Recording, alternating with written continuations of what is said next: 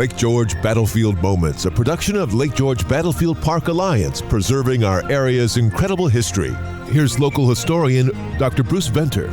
Hello, everyone. This is Bruce Venter. I am a trustee with the Lake George Battlefield Park Alliance. And today we're going to be talking to Brian Mack, who is a board member on the Fort Plain Museum and Historical Park Board. He is also on the executive committee where he serves as treasurer at Fort Plain Museum. And I have to say that he runs the best bookstore on Revolutionary War books anywhere. So if you're interested in buying American Revolution books and French and Indian War books, go to the Fort Plain Museum website. Brian, you have a big event coming up related to the museum. I understand it's called the James Kirby Martin Book Award or the Martin Book Award. Tell us a little bit about it. Well, first, I want to thank you and the Alliance members for having me on. So I appreciate your time. Secondly, I just want to give you one little correction. It's actually book prize, not book award. So I know the committee was actually discussing the naming, so that was like a big thing going back and forth. So it's actually the James Kirby Martin Book Prize, or the Martin Prize. But yeah, it started actually back when Jim and I, probably like 3-4 years ago, were discussing about doing a book award and tying it to our annual conference on the American Revolution. The second best one in the nation, behind another one. But we decided we wanted to do a book award to highlight new books that were coming out, and we just never could really get it off the ground. Either he, I, or both of us were busy doing many other things at that time, and unfortunately, with Jim's passing, we just never were able to do it. But now we fast forward to 2025, and we're pushing ahead in Jim's honor. So basically, we're starting this book award. It's the board of the Fort Plain Museum. There's also a book award committee that's separate from the board, and then also Jim's widow, Karen Martin. And we have full support of his family, his daughters, Darcy, Sarah Marie, and Joelle. And they're all behind us doing this, and they love the idea. Karen Martin even came up with the logo, and we all been hands-on and, created the book award. And to kick off this book award, we're actually holding a gala event, which is Saturday, October 18th at 6:30. And it's going to be held at the Crowne Plaza in Albany, that are others know it as the Desmond Hotel. And basically at 6:30, it's going to start with a cocktail reception for an hour, and then we're going to have a sit-down 4-course meal, and then we'll announce the winner, and the winner will give a short presentation and a QA, and there'll be some words said and all that. So it'll be a nice evening. I think we should mention that Jim served on our board for a while, right? Yes, he did. He served on the board for, I would say, almost 8-9 years. He really loved what the museum stood for. He loved American history, and especially the founding of the country and the American Revolution itself. And knowing we're just a small organization trying to do big things with our yearly conference, and he really jumped on board and really loved what we were doing and really wanted to help out, which he did tremendously. He loved to give lectures. He spoke at our conference in Williamsburg for a number of years. That's America's History LLC's conference. It's the premier conference. Jim also spoke at Fort Plain, and he was the author of a number of books. He's primarily known as the biographer of Benedict Arnold, right, Brian? Yes, correct. His book on Benedict Arnold is highly touted. I know when I cruise Facebook and people are talking about Benedict Arnold, they're always pointing to his book and a couple others. And yeah, he really set the standards for all things Benedict Arnold, including a movie that he was a part of, Benedict Arnold, Hero Betrayed, which you can get it on Amazon Prime. He was the big historian, and he really pushed big on having that movie produced. I think it was like 20 years in the making. When you watch that and you see all the talking heads, they're like 20 years younger.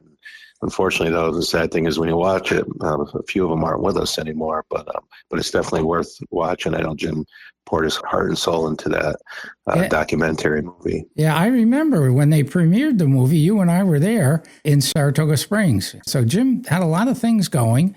He was a professor at the University of Houston for many years. And before that, he was at Rutgers. Some of our audience may know Mark Lender, who was one of Jim's students, co-authored many of the books that Jim wrote. Mark and Jim collaborated on those books. What's the one on the Continental Army? Do you remember? Yeah, The Respectable Army. That book, I believe they wrote that almost as a textbook for the classes they were teaching at the time. And it's kind of a hard book to get. I believe it's out of print now. Even that's one book I don't have in our bookstore. And talking with Mark Lender, there are talks on getting that reprinted, and that should be back in stock hopefully soon. But yeah, Respectable Army is like the book that you want to really learn the nitty gritty on the Continental Army during the American Revolution. Just to add, Jim and Mark actually are releasing a book actually this October. Before Jim's passing, he was able to complete the manuscript with Mark Lender on the book called War Without Mercy, Liberty or Death in the American Revolution. It's supposed to be released on October 7th. And as you mentioned, the bookstore earlier, people can go there and get that book right from our bookstore. Yeah, Jim was also working on a book about Fort Ticonderoga, as I recall. He was going to take it during that period of, was it after the French and Indian War up to about 1776? Is that right? Yes, correct. Yeah, that was, Jim had many things he had planned, and unfortunately, he wasn't able to see most of it through, but he had several neat things lined up, including what you just said in that book on Ticonderoga. I believe he was working on a novel about the Oneida Indians, which was based on his earlier book, Forgotten Allies, the Oneida Indians in the American Revolution. That's a great book. Everybody should know about that book because the Oneidas are all over the place in terms of the American Revolution. Not only are they in the Mohawk Valley, but they're over here supporting the Americans at Saratoga and what have you. So everyone should know about Forgotten Allies. Yes, correct. That book, he definitely covers everything Oneida. And actually, Jim was the historian for the Oneida Indian Reservation, present day, and was working on a collaboration that we were actually going to work with, possibly doing a conference on the Haudenosaunee. And unfortunately, that was another project, that never, we were going to do something for the 250th on that. But yeah, definitely that's a book worth reading.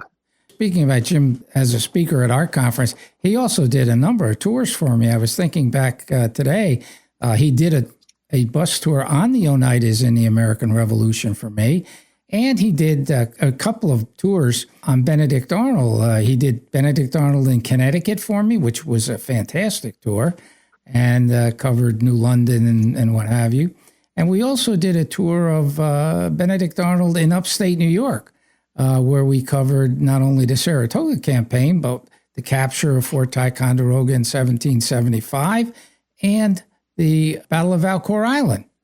So I could always depend on Jim to be a very great tour guide. Oh, he also did one on the Hudson Valley for me, where he got us onto West Point without any additional problems with access to the post. I can remember. I think you were on that tour, actually, Brian. Yeah, I was, actually. Yeah. I was on that for the one.